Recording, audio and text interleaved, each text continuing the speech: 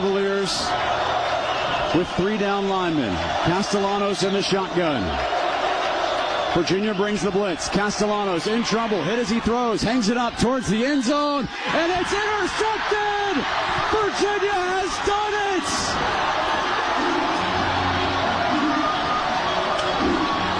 All heaven has broken loose!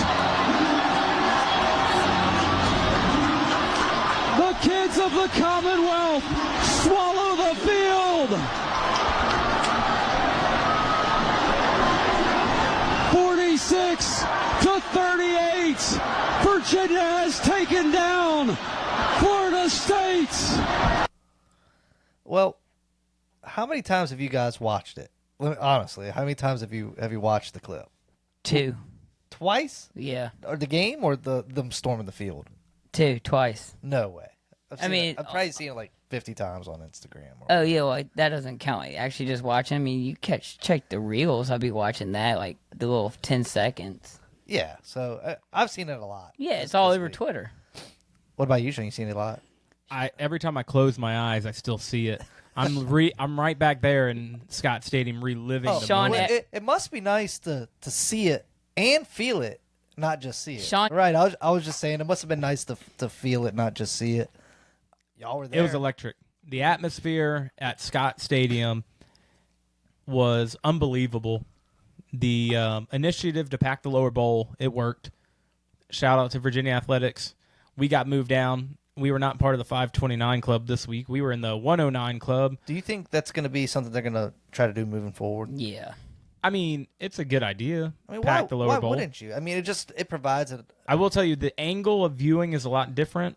And they also put you in a hostile crowd where I'd rather be with be in the friendly confines. But I thought it was we just all fine. know you're scared to go to Blacksburg. This is good. Oh, I'm 100% will not go to Blacksburg. This is good training for you. Yeah, But it's Sean, okay. I try to. Sean is scared. Sean is scared to go to Blacksburg. I wouldn't say scared. I'm just saying I just prefer not to go unless I'm with a good group of people. unless we're dominant. Yeah. It's kind of like Ben's thing. I don't want to drive all the way out there and then we lose. I mean, it was good seats. I mean, you can see the whole Mills, thing. you were at the game. I was there. And I didn't leave early, Ben. Well, there was. I thought when we were up 14-0 in the first quarter, I thought he was about to bounce, but I thought he said that was it. He was done. I wasted a day off, huh, Mills? That's what you would have felt. I did a half day, yeah. Half day. I took the whole day off, and we were supposed to play golf, but the weather didn't permit that. Really? Yeah, I was a little bit worried about how the weather was going to be for you guys. It was good. Good weather. I mean, I got a lot of laundry done that day, I guess, but nice. Well, 4-1, right? 4-1. 4-1. And we're ranked. Ranked. I think I kept asking about the Twitter poll we put up at the beginning of the season. I think it was 5-7 we are at, like everyone picked, so we're right. Everybody picked 6-10. Or 6-10, whatever. Yeah, when they thought we would. Kind of. So we're we were technically ranked, that's when they thought we would be ranked. So week 6, we're ranked. Yeah, I guess by technically speaking, I mean we're ranked. Week 6. The rankings don't come out until Sunday, and that starts the new week. I'm not disagreeing with you. I'm just saying it's week 6. Yeah, I agree. I wish to be honest, I wish Louisville was ranked just so when we do beat Louisville, we get another ranked opponent. Look at optimistic Mills. We got to. Can you believe he's saying when we beat Louisville? You had to. At this point, what you saw Friday night, you have to. You kind of. I think a lot of people woke up after watching Virginia on Friday. The biggest fear is laying the egg of everyone's living off of what happened Friday and going into Saturday They're not. at 3:30. All right, so the good news is it was a Friday game, so they flushed it. They've already had a day of practice on Monday. They had a whole day on Saturday to enjoy it, watch all of College Game Day, every college scoreboard, everything who talked about Virginia. They soaked that in on Saturday. Sunday, they went right back to work. I hope so. So generally, I guess every year they're going to have different types of goals. But this year it does seem that they had some very specific goals outlined. Do you think this was on that goals board? Yes. Well, it's part of the goal. So he still says he's undefeated in his goals. So win game 1, which he did. Win the first ACC, which he did. Yep. And win every home game is part of the goal. So right now we're still in pretty good shape there. 4-0 at home. Yeah, So, I mean, the other thing is, I don't think they. I think the goal is to get to the ACC championship, but I don't know if that's like the main goal. I know beat Tech is one. every year. Yeah. So that's probably But- unwritten. That's probably not even on the plan. We don't have to put that on. Bronco the plan. had that jigger on everything. Toilet paper. Had the on the right. Had a countdown. clock. Yeah, the the clock. countdown till beat Tech. That was like a weird. Last guy to get it done though. That was a weird jab from Castellanos that Broncos not coming. well, down I from. I think people said that was fake. Was it fake? Like, everybody was Well, Mills posting was it. on my source, so there. Yeah, The source Anybody- posted it on 3. I don't know. On 3. On 3. 3. On 3. You said 0-3. On 3. We're not 0-3. We're not 4-1. 0-3. Who's 0-3 right now? Not Tech. I guess they got their Is there W. anybody that's 0-3 in the ACC? I don't know. We'll find out in the ACC roundup.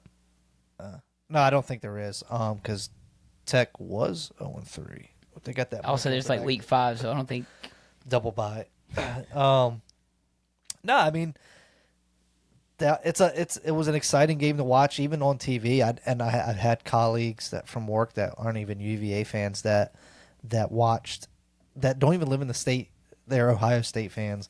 They live in Ohio. Like, they were excited to even watch that game. I saw, the Barstool guys, Brandon. He called the upset. The whole week, that was his upset of the week, was the UVA Florida State. But he also said, why Virginia's getting the respect now that was really the only game at that time that everybody could watch. It was the 4th highest football game to watch in September. Everybody was watching it because if you put this game at 3:30 on Saturday, there's so many other games to choose from. Another thing about it is a good feeling because how many times have I definitely have been to a Friday night game where we got our tails whooped. Wake Forest, Yes, that's what I'm talking about. And shout out co-star. it's for RIP, but what I'm getting at is it's nice to be in the spotlight and actually deliver. Yeah. So, all right, look, I mean, you can really unpack this game like on a personal level, the thoughts and feelings about it all. But let's talk a little bit about the game itself. Like, we definitely proved that our offense isn't just that we played bad teams. We legitimately showed up with our offense. We show that we are a true top 5 offensive program in the country. I mean, that is a Florida State team who's got a good defense. They also have the number 1 offense in the country, and we went tit for tat with them. Like, literally, look, I'm not going to give you every single statistic category on there, Stat Sean. but everything was pretty much even. Takeaways, even. We got one more than they did. But from the most part, the yards, everything split down the middle. So I think the big thing, Sean, and we talked about it like before after the coin flip. We're like, before the coin flip, me and you discussed slightly. We're like, do we want the ball? Do we want defense? Like, I think we have taken the ball first, and most times when we get to decide, and going down and scoring on that first possession, setting the tone of the game. well, you might want to reset. We didn't score on the first possession. We scored on the second or third. Was it? I thought it was the first. No, we went. We had a punt. So what I was So they scored on the 3rd drive, and it was Sage Ennis that had the Touchdown catch. The touchdown. Yeah. Soft coverage. And I want to talk about that for a brief second because this is his 3rd touchdown this year. Is Sage Ennis like one of our quiet weapons that we have? No, because he only had 2 catches all day. But I mean, he's got 3 touchdowns for the year. What I mean by quiet weapon is Correction. 1 catch, 1 touchdown. is he then an option that's overlooked by other teams' defenses because his output is maybe a little bit lower, in terms. No, I think He's not it's a more. Jelani Woods. No, I think it's more Chandler Morris because he threw it to 10 different receivers in this game too. Just Chandler gets the ball to whoever's open, who gets it to the right read. He's not force feeding the ball to. Well, he force fed that Edrin. first. the first one he said. Well, that wasn't. Well, he was You're trying going to to make defend something. the guy. That was a bad Well, throw. No, the first one I agree was he should have just thrown it away, lived to fight another down. Because if you truly look at Because it, that was second down. yeah, it was early. If you look at that play, we dominated this game the first quarter, the first half of the second quarter, and then the third, fourth, and overtime. We dominated. We forced the plays. We made the plays we needed to. We only lost the second, we'll call it from minute 10 to minute 3 in the second quarter. We gave up. They scored 21 points in 5 game minutes, and 14 of those points came off of the interceptions. Those were on basically back-to-back throws. I will that say, was the only time where I was like, "Oh, the only we suck." time that I was disappointed with coaching was the under 3 minute when we stopped them and they turned it over, and we were very conservative. And Yes, the final 3 minutes of regulation. We went away from what was working all game, and we were just like, all right, we're gonna make them burn their timeouts, and I get it, I understand, but then also the first drive of the overtime, like. You know you had to Kinda get a field goal. conservative. Very conservative. Like, we didn't throw the ball at all in the overtime, I don't think. It was maybe we threw it once, but we got stuffed twice on the run. But I would say on a positive note, I feel like our offense hits in so many different ways. correct. And it's what they have preached for the past 3 years, now into our fourth year. About a balanced attack and approach, and we have the running backs to set that up, and you're seeing the dividends in the passing game as well. So, I mean, it's just like a perfect storm with our offense right now. Like, there's just so many. Your O-line showing up, your running backs can deliver, and you have a quarterback that can make the throws. And Can we continue it? Can we keep it up? 100%. Speaking of the running backs, let me say this at least about that. I think you can. I mean, I know it's 2 different coaches, 2 different quarterbacks and stuff like that. But even look at you asked those same type of questions when it was Armstrong. Can he keep it up? Can he keep it up? And he did. And he did. And unfortunately, he just didn't have the defense. defensive support that he needed. But I kind of feel the same way about Chandler Morris and our offense. Can we keep it up? Yeah. I mean, Florida State had all the film they needed. They did. Louisville's going to have all the film they need. And so they struggled against Pitt. I think they did, but Pitt's a good team. Yeah. Take away from that game, and they beat Pitt, so it doesn't really matter. But I mean, Louisville. I don't know, I've been talking about it with you guys. I feel like Louisville was just such an important game.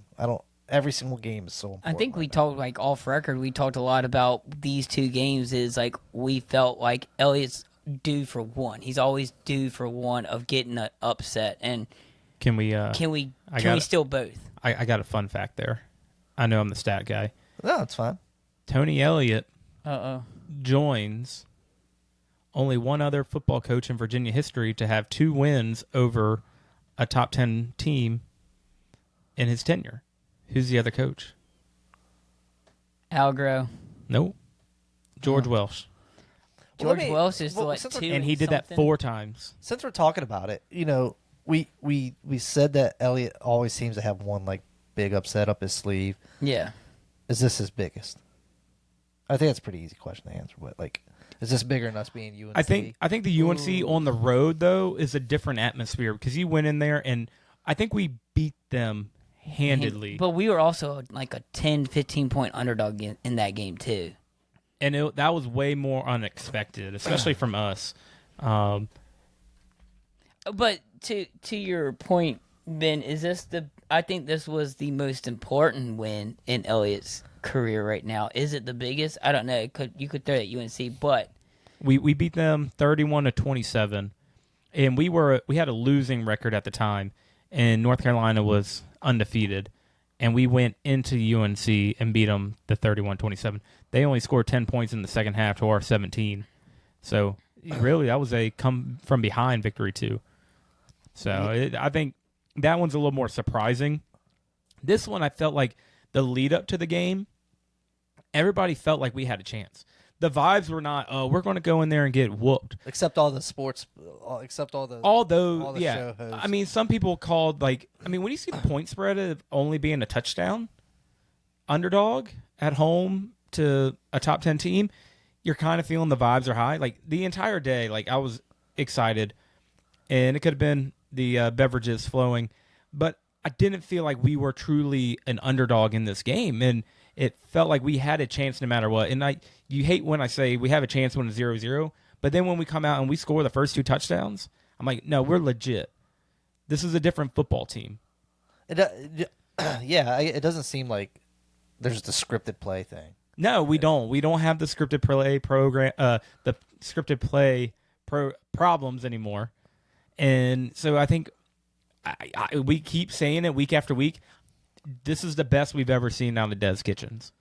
And this week, Coach Rudd's side of the ball didn't necessarily figure everything out, but they did enough to win us the game. They got the stops when they got the key stops, like forcing the field goal in overtime, and then the interception to end the game, stopping them on. And we got that 3 and out to start the second half. We've been seeing. I mean, other than like some of the deep balls and everything that, we have been seeing like a progression as the years been going on of us getting more pressure on these quarterbacks. We saw it with Stanford, but we kind of reared it off as it's Stanford. We saw it again. I mean, into what you were saying about the deep ball, like Morris, he didn't have to throw the deep ball on Friday because everything was open underneath. And the one time he did try to throw it deep to Harris, he overthrew him, but it was like way overthrown. Was it on the trick play? Was it Sedarian that threw that pass? Yeah, Sedarian Harrison. His ball looked pretty good. Yeah. I that one I'm a little fuzzy on. Better than Malachi's ball? Yes. I'm a little fuzzy on that play, but it definitely. I like it. I didn't like the play call, though. You didn't I like have to it? go back I and thought watch it was a it. good wrinkle. I mean, I don't know. What y'all think of that jump pass? Speaking about defense. I will say Florida State had a. That guy was They huge. did not. Castellanos did not score. He only scored. He threw that one touchdown pass in the fourth quarter, and he ran the other one in. Otherwise, the tight end had a touchdown pass.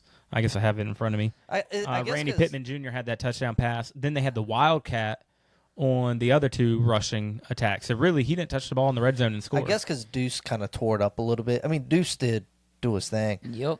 I think I'd have to double check his numbers, but it felt like 9 catches for 147 yards. no. What was Cassiano's numbers? Running or passing? Just all together. I mean, Ryan, 254 yards passing, and so he had more. did he have over 100 yards rushing? no, only 85. So his numbers were higher, right? Than Morris, but I still felt like Morris played a better game, like more controlled. He had the 3 picks, but they just were a little bit different vibe. The one was tipped, the other one was forcing something at the end of the game, and the other one truly bad throw he should not have taken. But yeah, he seemed like the better quarterback on the field. Yeah, I mean, he 5 total touchdowns. That's all on him. He accounted for 5 total touchdowns. That's something I know we're bouncing around a ton because we're really just talking about how we feel about the game, and we're just kind of going through it. But it really felt like we disrupted Castellanos a lot. Like we used our height and size to our advantage, and we did the exact same thing. We won the battle in the trenches on both sides of the ball, which was huge, and ultimately that's where the games are won. And I think we flushed Castellanos more times than we've seen all year. But when we flushed them, we contained them a Correct. little. And the only reason why their passing numbers are so high is because we basically played a prevent defense where we did not let them beat us over the top. Everything had to be, we kept everything in front of us, and then we made tackles. We had a lot better tackling night. There wasn't too many bad tackles where you're like, oh, that was bad, or a bad missed tackle. So, and they only had 1 play over 40 yards. So, overall, that's an improvement for the number 1 offense in the country. Are they still the number 1 offense in the country? I mean, they still put up 500 yards total. I mean, he did shine, with that. That last drive, catch. Dude, and that's a tough ball. I mean, that's a tough ball to defend. That's a heck of a throw and at the end. He just put it in the only spot he could get it, and it was. That's down on the left stick and away from the defensive back. If you're following on NCAA my 26. point being is that was, I don't know. I felt like he just put it there. He had moments, but overall, I mean, you talk about freak plays. The Jackson Brevard tip ball and interception. Honestly, if he could maintain his balance, he might have still been running. And not to mention, that was such an early play that you're like, you forget it happened. Yeah, but I mean, it was so early. Like, oh man, they just marched it down the field, and then that happens, and you were pumped up. What was it like when that happened in the stadium? The tip interception. You were probably thinking that they're about to score. It was right huge because we were sitting in the Florida State section, and they were, like you said, they were driving down, and they started getting a little louder with their the Florida State chant and the tomahawk and The all chop. that. Yeah, the chop. But The chomp. I mean, we were over there. I mean, 'Cause you gotta Sean and I think. were like, "Oh man, we got to get a stop, hold him to a field goal, And then when he bull rushed him and tipped it up and caught it, That's it, awesome. Just even the tip is awesome. Yeah, but then to catch it, and then when we went down. I mean, I think Sean might have hugged some people. I definitely hugged Sean. I tried. We were going nuts because that's. Well, let me ask you. momentum's- Let me ask you, Mills. I asked you last week. So I asked you, is it a fundamental problem or an athleticism problem? that we have versus Florida State. I was just We had talking no about- problem with Florida State. This That week. was an amazing athletic play. That was all. Give athletic. the guys the I said, athletic credit he's my- that they're due. He's These my. guys are athletes, and you need to admit that they're athletes. They are athletes. They're better athletes than me. But I'm just saying. I will say this. We'll get to it, but he was my player of the game. I think but I agree with Sean. Like, I think they took a different. That was a different wrinkle. They took a from different Rudd. defensive approach in this game that they've had all year. And maybe they're being a little bit. It was still mainly zone. They weren't Yeah. going to. They were not going to play the man-to-man game. And I said And get it. beat I that way. said it that one of the keys to this, and they did a couple times, like with the Antonio Clary penalty. You could not cheat in this game. Which you couldn't was- afford to cheat in this Which game. was targeting. I mean, Yeah, they've all said it. I mean, yeah, I'm not arguing, Yeah, but yeah. I mean, he had no ill intent. He wasn't going for a head to head. So that's all I'm asking, Mills. Just give the guys a little bit of I give them credit. on the with the athleticism. But Sean, there's a few things that I know you want to talk about. Let's kind of get redialed in. Let's have our own internal reset. Let's talk about this offense as a whole. What were some of the key points with this offense that you thought made a difference in this game? Well, obviously, our biggest thing is the offensive line really protected Chandler and gave us a good, solid running game attack. And if you look at it, we only gave up one true sack again. Chandler's got to figure out this thing where he runs it out of bounds for negative yards and they count it as a sack. Not good. It's hurting your O-line guys. But we had no Brady. We had Metcalf starting at center, and then we had Wigginton playing right tackle. So if you really look at it, I mean, that was another set of people starting on the offensive line for UVA, but Coach Heff had the guys ready to roll, and they played well. I felt like you could see a difference with Metcalf getting those center reps, this whole week, and Wigginton really stepped up in this game. I feel like, and I was kind of like baffled why he wasn't going to start at the beginning of the year just because of where he was coming from, the pedigree, and everything like that. But then you see Brady, But then you're like, okay, that makes sense. Also, but like, just go back to the beginning of the year, like when Coach Elliott just would stress like competitive depth over and over again. Like, isn't this what it was all about then? Is having that competitive depth that could fill in that role and step up. 100%. So I think this is what we wanted to see. And I think, Ben, you've been high on Coach Heff for a while now about how he's getting these guys ready to play. High on the Heff. High on the Heff. If you look, there was only one transfer on that O-line this week. So that just doesn't show we brought in the right guys. It's also showing we're developing the right guys. And I really could be wrong, but I'm just going to go out on a limb here. I want to say that last year was Coach Heff's first year. Yeah, because I want to say he came in late. And that's the other thing. So he came in late. Last year was his first year. So now he's actually got his hooks in with these guys. And he came from Stanford. I believe it was Stanford. I know him and Metcalf had a relationship, prior to all this. But again, like, he's getting those guys. And then I think a little bit of news came out, right, Mills, about some of these guys that we're going to be getting back. Yeah. I think they're guessing after the bye. the bye. So like Washington State. So It Easy sounds like game. we're getting some huge guys back. We should be getting Wilson back. So Metcalf will probably just slide back over.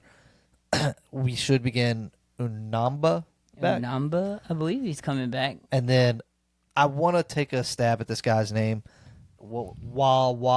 Wallabo. Give him a nickname, Ben. Just give him a Wally. No. I mean, but yeah, his pedigree is pretty great as well.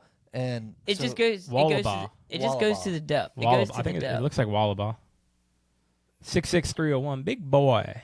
out of Kentucky and Syracuse. So Oh, hold on, here we go. David Wollaba. Wallaby. Wallaba, Wallaby. There we go. the wallaby whacker. As long as he can protect our quarterback, that's all that matters. But anyway, that's some good news getting those guys back. And with those guys, we're able to protect those running backs, right, Sean?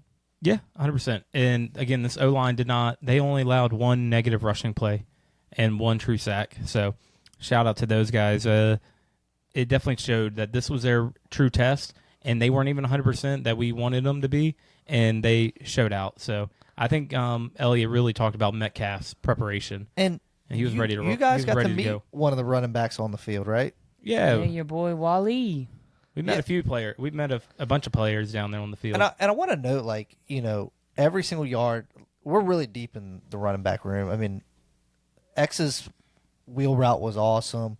Taylor breaking those tackles were awesome. But that one, that the third touchdown of the first quarter or the second quarter, when he got hit dead 15 yards from the goal line, bounced out of there like nothing happened.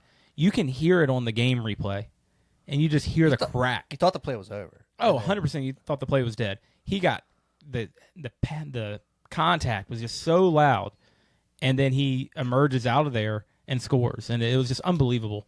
I mean, again, I thought X was going to be the guy, and I was questioning why we had Jamari Taylor at number 1. There's no doubt. Jamari Taylor's that dog, just absolute dog. But I want to give credit to the guys like Harrison that just contribute at a high level. And Yeah.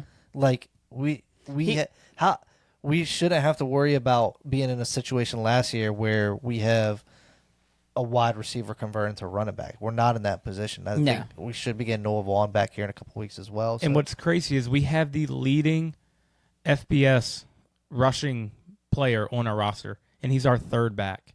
He almost could be the fourth back if Noah was healthy.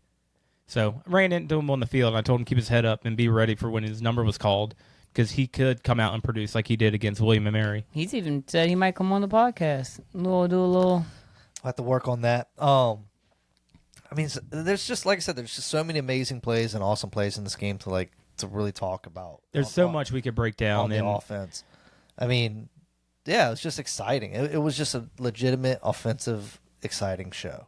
And one thing the highlight that Tony Elliott has really talked about, and he talked about it again today in his weekly media availability, is the fourth down false start was 110% attributed to the fans and the students on the hill, because that set it from 4th and 8 to 4th and 7 to 4th and 12, and truly changed the game. You got to think that was probably very intimidating. By that time, the hill had moved about 15 feet lower than when it normally is. So let me ask you then, so we're talking about pre-rush. We're talking about the electricity was just building and building and building. Everybody was loud and got them to jump.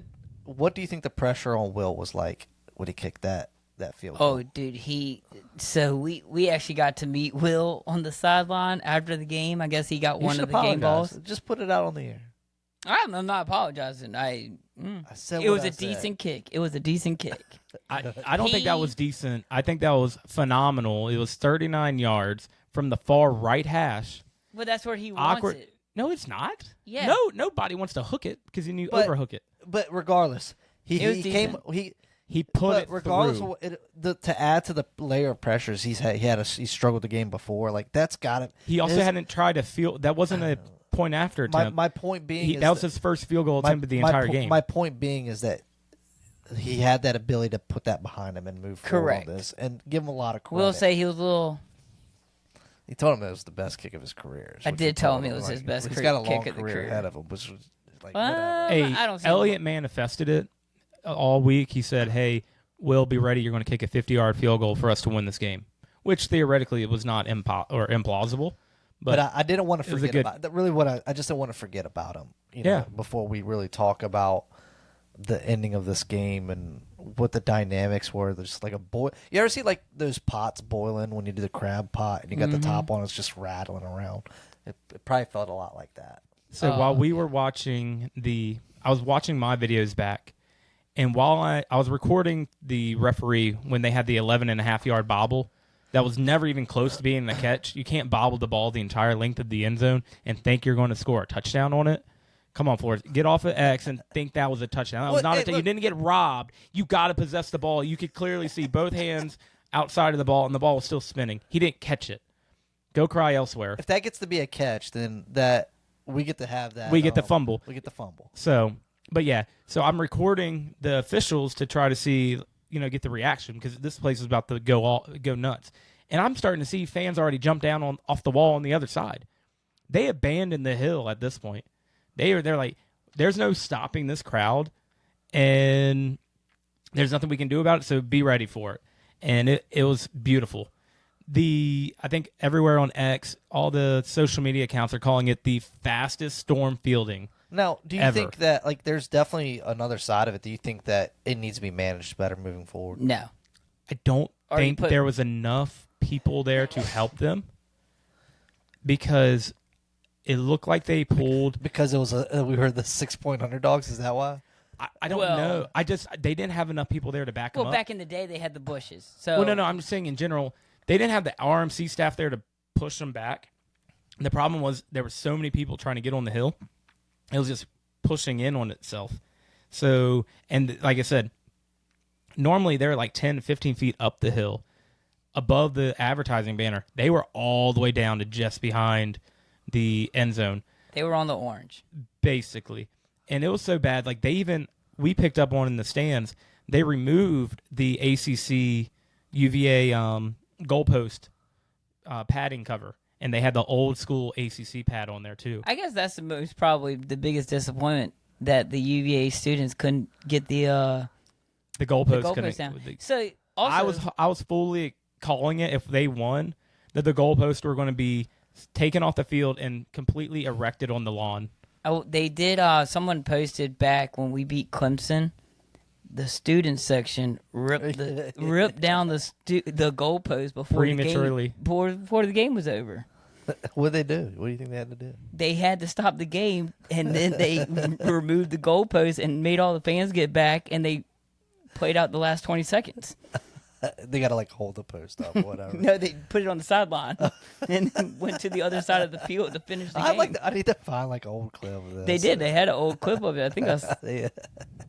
It was pretty. I have theories of why it didn't get pulled down, but I'm not allowed to say them on here. So, it just wasn't in the cards, and it was not from a lack of encouragement. We were down there trying to get them to get the goalpost down, but that one kid that fell. Hey, look! If anything, but he fell kind of feet first. So if anything, that goalpost just is a Coach Rudd disciple. Bend don't break. Bend don't break. They did say though that they had to go re-level it because it was a little tilted. I mean, yeah, dude, man was jumping up on it, and it was bouncing, falling off of it. Yeah, see that one dude fall off? Yeah. He went feet. He was good. What's the injury report about? I mean, are you talking about fans that were injured, or are you talking about? Well, unfortunately, they did call this a critical incident where they had 15. Yeah, 15. I think it bumped up to 19. Did an Amber Alert go out as well? I did. Amber Alert went out. Well, yeah, a bunch of youth got misplaced from the kid. We won't talk about the negative side effects. Watch your kids. I lost Mills for a minute there. He's basically my kid. Hey, listen. I was Look, on there. He definitely throws tantrums. The hill or the wall was a little bit higher than I was expecting. Yeah, and I braced How did you fall off that? I didn't fall. I jumped down and I used my hand to brace myself. And then I made sure I didn't get run. I was trying to be very respectable. I did not want to get. I did not. I did not want to get Mills. I'm looking at Florida State linemen running by me. I'm like, oh, he's a big dude. You know what I don't want to do? Get pancaked by him. So let me just make sure I don't run into him. And then by the time I looked up, you were gone. And then I saw. Hold on. Then I saw Chris Long. I was like, oh, I got to get this picture. He was incognito, just bouncing out of there. So the game ended, Ben. The game ended. We were videotaping. Oh, boy. And I said, Sean, let's effing go. And I made my way down. We were running past. Sean said some good words to the Florida State, telling them they started it first. Sean was just letting them know to have safe trip back. I got to the wall, put one foot on, hopped over, sprinted to the middle. I looked back, couldn't see Sean. It took about 5 minutes till I found Sean, but. Hey, I was living in the moment, though. I got over the wall, no problem. It was a good time. All right, let me ask fun. you. But when you saw the field, when the game was over, I've always tried to do like a Tiger, when we're on the golf course, I've always tried to do like a Tiger fist bump. Yeah. I never can really do it, but I did it in this game, and it was 100% organic and natural, and I looked like Tiger out there, just a little lighter, but that's what I felt like. And this time I didn't slam pillows, on the floor and stuff like that, like the North Carolina State game. Yeah. Nothing like that. The dogs were scared. The dogs were like shaking and shivering, like they thought they were in trouble. The cat, I saw the cat scurry away because it could just feel just radiating my excitement. And I was just I will say this: how did that set the tone for your whole entire weekend? Just how you felt throughout the whole weekend? Like, well, you were happy. I was tired. I'm not gonna lie. But were Sunday, you happy? Yeah. It was You were great. and also you could. It made up for the Ryder You Cup wanted to performance. wear your UVA gear out. Yeah, but and then when you saw other people wearing UVA gear, you just locked eyes and you knew what was up. Like you just know, you're just buzzing. There's a buzz about it, and currently there is a buzz about it. Like it's high right now, and people are really excited. And you can say what you want to say about how many fans there were and this and that, but sentiment across the state is really high, and it's buzzing because people are excited about this team. I mean, right, and the buzz is good till we play Louisville. I mean, I will say though, when you get home at 1:45 in the morning and you got to get up for the two girls, but it felt good turning on College Game Day and knowing that we had this massive win and don't have to worry about Saturday what we're going to perform and do. And you wanted to turn on ACC Huddle and Game Day and all that just because you wanted to hear what was being said, all the nice and you things. wanted to see all the people eating their words who didn't pick Virginia. And there we go. 30 years to the day, pretty much. We need to shock the world. Put that video up on X, by the way, that one that UVA Athletics released. Oh, we did. I sent that out last night. It's a great video. Get you pumped up. And I hope the guys are watching that and playing with the chip on their shoulder because I want to talk about Louisville. All right, let's talk about Louisville. And so it's not, I don't want to jump into it too much, but let's talk about Louisville. No, I mean, agree. We have to turn the page to Louisville. I think this is important, though. The game is important. Like it 100%. Because it's the next game. You refocus. But ESPN also put, that percentage of like if Florida State had won, their X amount percentage making the ACC championship. Ours was, if we lost, it was 18%, but if we won, we jumped up to 43%. I can only imagine now we're going to get Louisville. We beat them. We're going to probably be 60% chance going to the championship game. We definitely have that target on our back as well. Regardless of whether we're Vegas underdogs in this game, we have that target on our back right now. But you also said it, Ben. Like, you get through Louisville, the remaining schedule is one of the weakest. Like, it's super weak. Well, this is what I told you guys, and I still think this rings true, that, like, every single game obviously is important and that you want to win, but it just seems more important now because you got past that hurdle, first hurdle. And, every obstacle that's in the way is less and less as each game goes on, and that's just simple math. But my point being is that we have an opportunity with the talent that we have, the schedule that we have, that you feel really bad. You're really anxious about these games because you feel really bad that if you lose one, that we've squandered. We've squandered this season away. 100%. And we may not. We still could walk out at this rate, with 9 or 10 wins. But you go back to our first episode of this season. We were talking about our predictions. We were at 5-7 as the low, and the high 9-3. You get through Louisville, you might be looking at a 10-2 game season potential. And that's with a slip up. Yeah, you could be looking at 11-1. Yeah, no, I'm just saying 11-2 potential. I'm just saying we can't be 11-2. It's 10-2 or 10-2. or 11-1. Yeah, 10-2. But I'm just saying with the schedule we have, and we've already taken on paper the toughest test and passed it. Yeah, you can look at it a little bit and be like, you can take a little exhale and be like, okay, we've gotten through the hard part.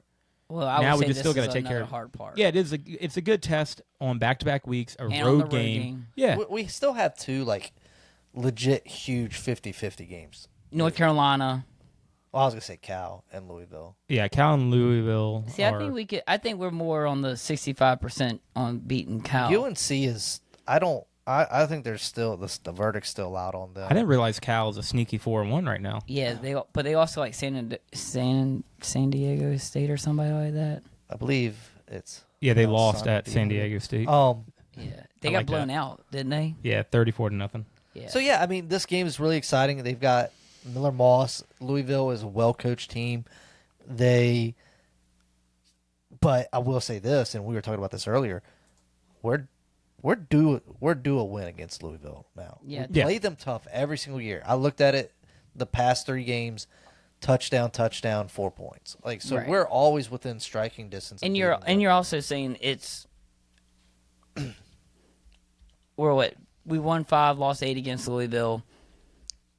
It's always a close game. I'd love to just see a 10-point win, a comfortable win, and not a dogfight win.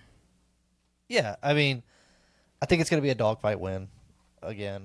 You clean up the interceptions, the turnovers, and keep some of the keep a takeaway or two. Would you be sad if we win, but it's like a 10-7 game? No, I don't see a our. win is a win. I honestly do not see our offense only scoring That's what 10. I'm saying. Would you be sad in that particular case because we didn't put up the numbers that we've been putting? But As that I happens. said- Offenses can struggle. They're going to struggle one game. I could see it. It could happen. But Well, if we hopefully get, that was the North Carolina State game. I mean, they still threw up 31 points. But they now, look if like you they look, but if struggled. you look at that NC State game now with NC State losing to Tech, like dang, like we should have beat them. We should have, and that one stings even more because Yeah. we should That's the other thing. So we talked about in earlier podcast the speed at which we get to six wins is a Yeah, really important thing. you go for in us. at 5-0. So that's another thing that's just adding another layer of stress on this game because you get to 5-1, we're really knocking on that door now because that's a big goal. It's on that. I know it's on that sheet to be a bowl eligible team. The sooner they could get it, the better that they can refocus. They don't have to worry about another goal that they're Correct. trying to accomplish. And it's always good if we can beat Louisville and go into the bye like Sean's stats. Elliott's 100% win after a bye. Like go in with the win, refocus, play Washington State at home, and start the second part of the season. All right. So this game, it's a homecoming game for Devin Neal. That's where, if y'all didn't know, that's where he came from, is out of Louisville. Yeah. But we have a former Who that's going to be at the game that won't be on the field, whose name is pretty rings through the halls, so to speak, and is an inspirational story, Sean. So who was that? Yeah, Paris Jones. They're going to have him come down onto the field, and they're going to acknowledge him and all the medical staff that pretty much saved his life. Yeah, that CPR on the middle of the field. That we had a pretty bad spinal injury, left him paralyzed short term, but they fixed him. They fixed him up pretty quick, and I know he's now has since stopped playing football. Clearly, that's a pretty tough one to bounce back from. But now he's more of a motivational speaker, still kind of in school, but he's going to be there. Tony Elliott talked about it again this week, so it's kind of one that it'll be a cool memory for him and the medical staff because I mean that was a cool moment where they all were taking care of him. So, Yeah. But on the football side, again, we're looking at their quarterback situation. They got Miller Moss coming in, transfer from USC. Pretty interesting timeline there. But the one thing that sticks out with me against Miller Moss is he's not as mobile as these other quarterbacks that we faced. So I think it kind of plays in our favor. And if we can get the same pressure that we got against Florida State with Louisville, I mean, we saw in the Pitt game, you flush him out the pocket. He's a little inaccurate. He threw a couple interceptions early against Pitt. So Louisville, I feel like historically, their defense is always pretty quick, bouncing around the field a lot. They're pretty athletic. They're pretty a hard nosed football team on the defensive side. And they've always had good quarterbacks too. You got Lamar Jackson came out of there as well. So So I'm expecting them to challenge Morris again. This is another great challenge, Right. And I think no matter whatever the rest of the season is, if we walk away with a win here, and it's another high output on the offensive side, Yeah. I really do think that it does solidify this is. Can you stop asking for offense is legitimate? After Yeah, this? I agree with that. And if you look at it, the one thing, we talked about, Elliott has a list of things to accomplish this year. Going out and getting the first road win of the season also would be huge. Because I think we've already played 4 home games. We've only been on the road 1 time so far this year. We play 7 home games, so we could theoretically be bowl eligible just from being at home. But this is a bigger one, is to get that momentum for the away games. So looking forward to it. To me, it's a very winnable game, and I do not believe the team is satisfied with the win against Florida State on Friday, and that they are looking to build on that. And they are, because you still look at it, they're not being taken serious to a point. No. We got the ranking 24, which, who cares if we're ranked or not? It doesn't mean anything right now. But we're still the dog coming in on the road to Louisville. And again, Louisville, just like Florida State, I was explaining this to their fans. They didn't understand that you can play Alabama, that's great. But when you play East Texas A&M and Kent State, you think you're great. And then you come into Virginia and get beat. So, but their teams are Eastern Kentucky, JMU, Bowling Green, JMU took a and Pitt. JMU went head on. JMU kept them close. So to me, this Shouldn't have played Louisville 2 team, quarterbacks. That's on the damn coach over there. this Louisville team isn't. It's kind of the same thing. They haven't played really tough competition. JMU's tough. They haven't played tough competition. JMU's like the 3rd best team in the state, maybe behind Tech. No chance. They played a tough game against Pitt. ODU. Came back from 17-0 see. to They might get win that college one. Game day there. so. All right, so we're just ruining. You knowing everything I got, but I say we get it done here. It's not much. What's your score? I still you can't bet that we're going to score less than 40 anymore. So I'm going. I don't even know. Can I count that high? Let's go 45, 30, maybe 27. I don't see I see us performing well, and with our ability to 27. maintain possession. Well, we need a statement win, another one. We need to pile them back to back. So again, they got 2 running backs. The Brown got Isaac Brown and Kejuan Brown. They got like 300 yards. I'm not trying to all put the Louisville team, but I think Virginia is going to be able to take care of business again. Well, that one of the Browns, he was like ACC Rookie of the Year last year. He ran for like 1,100 yards, 1,200 yards last year. Well, might have been Isaac. that was not sure. that was Yeah. one thing about Florida State. They did have some stout running backs, and we did pretty good with them. Yeah. Ben, Ben, you don't do 266 yards prediction. rushing. You gonna do? I'm just. You gonna do your prediction? Do I am I contractually obligated? No. Apparently, people want you No. to. Apparently, I don't. Look, I don't know. Don't mess up the flow. We are undefeated. I'm not even wearing UVA gear because I'm superstitious. Because last week I didn't wear any UVA gear and I got caught a little flack for that. I didn't give a score prediction because I'm whatever. Call some I'm flack not. for that. I'm not an expert. Like it's just like I don't know, man. I have an idea of where in my head this. So you're going probably 45-27. What about you, Mills? I think you're thinking it's probably be closer to North Carolina State score. Yeah, I was gonna do 36-30.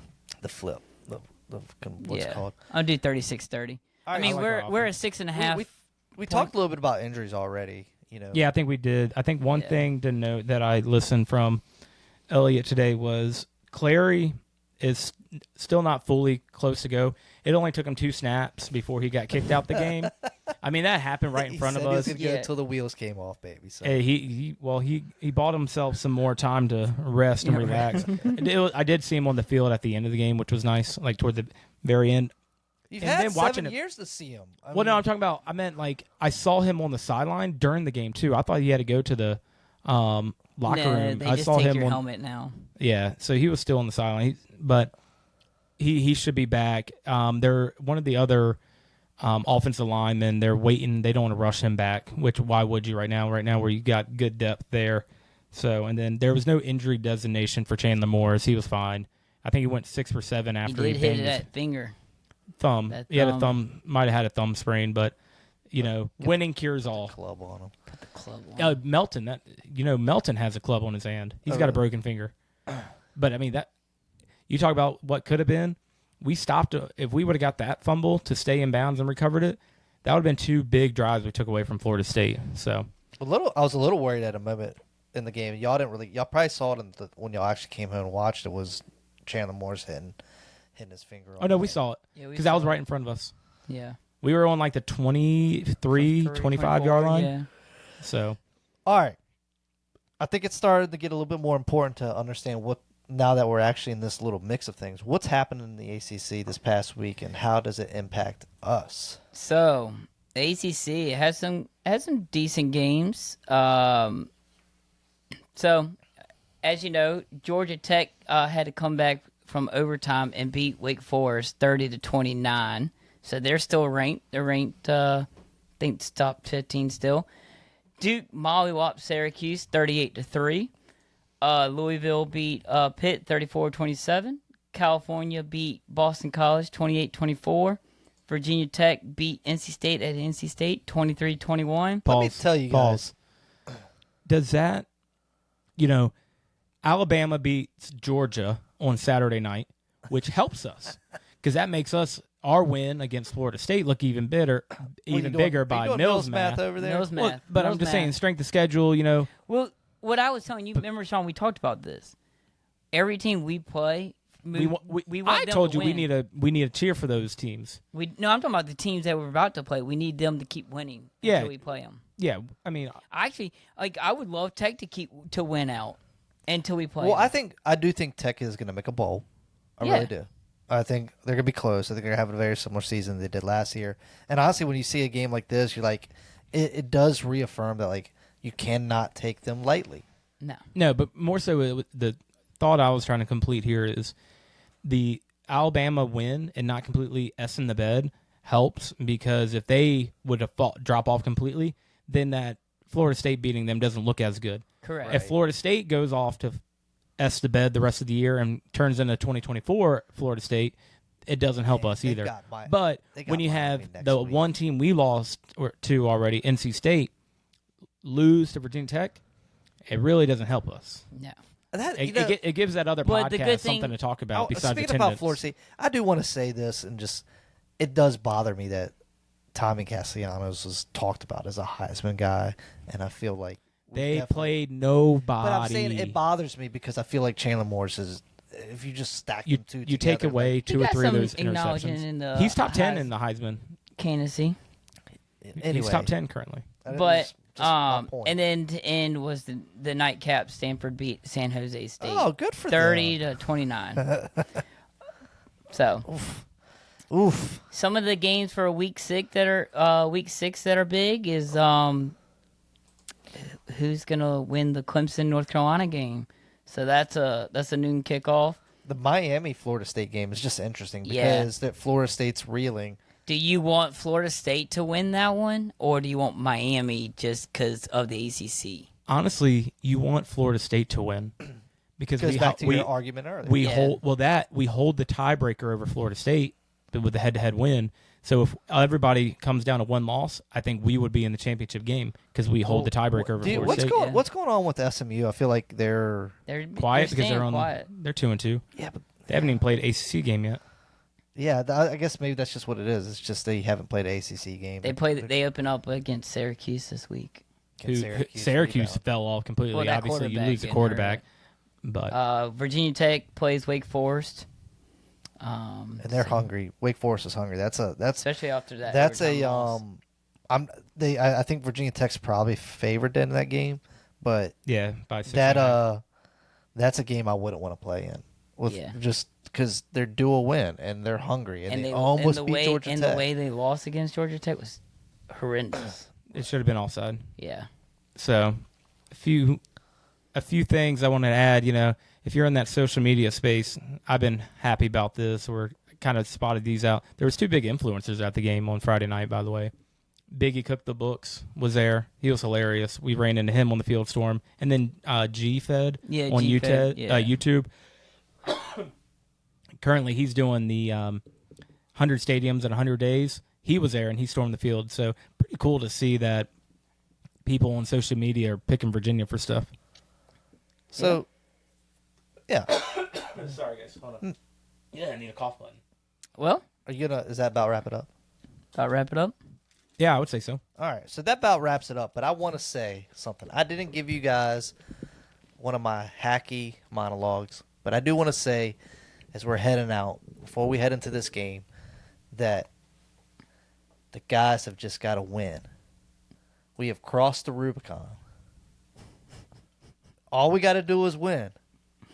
Are you giving us a pep talk in this room? We have got to go to Louisville, fry up that bird, Kentucky Fried chicken chicken. style. It That's the hometown, by the way. That's where is. it's from. Heck yeah, it is. Louisville Bats. Colonel ain't coming down from them stands to save you.